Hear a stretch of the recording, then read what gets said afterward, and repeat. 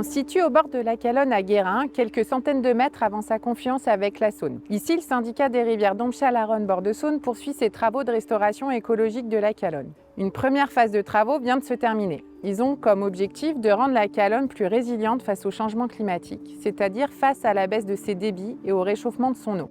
Concrètement, le syndicat a dérasé un ancien seuil qui servait autrefois à irriguer les prairies situées à l'aval. Les agriculteurs concernés, qui avaient abandonné depuis plus de 30 ans l'entretien du seuil et du canal, ne souhaitaient pas le conserver. Après concertation avec les propriétaires riverains, les exploitants, les élus et l'association de pêche, il a été décidé de dissoudre l'association syndicale d'irrigation et aussi de redonner un lit naturel à la Calonne et à son bief.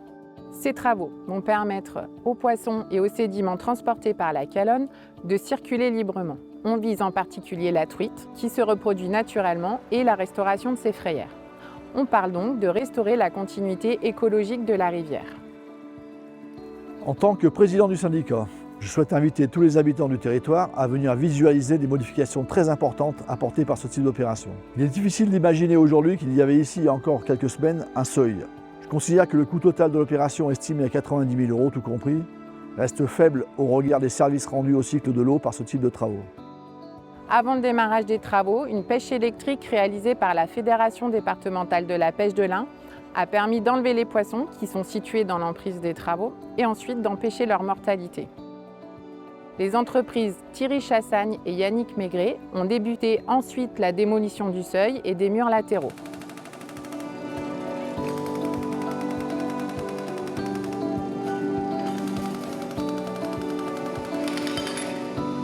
Les pierres, issues de la démolition des murs bajoyés du seuil, ont été conservées pour être remis au fond du nouveau lit.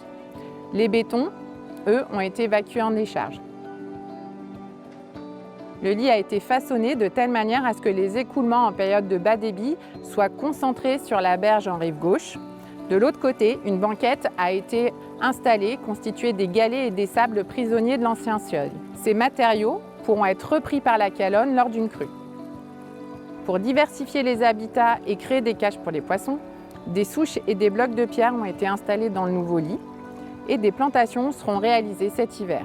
Pour limiter l'impact écologique du chantier sur le site, l'intégralité des arbres et des arbustes replantés seront prélevés à proximité. L'ancien canal a été rebouché avec la terre présente sur place. Le petit bief affluent a donc également été restauré. Il est alimenté par les eaux fraîches de la nappe de la Calonne et abrite les jeunes truitelles.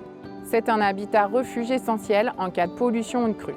Dans l'attente de la repousse des arbres et des arbustes, des hibernaculums ont été installés pour favoriser la présence des reptiles et des batraciens sur le site. En redonnant un fonctionnement naturel à nos rivières, on permet aux nappes de se recharger, aux zones humides de se restaurer, on conserve ainsi sur le territoire de la fraîcheur et de l'eau au robinet. Je n'oublie pas bien sûr de remercier nos partenaires, l'Agence de l'eau Rhône-Méditerranée-Corse, la région Auvergne-Rhône-Alpes et le département de l'Ain, qui nous ont aidés à financer cette opération.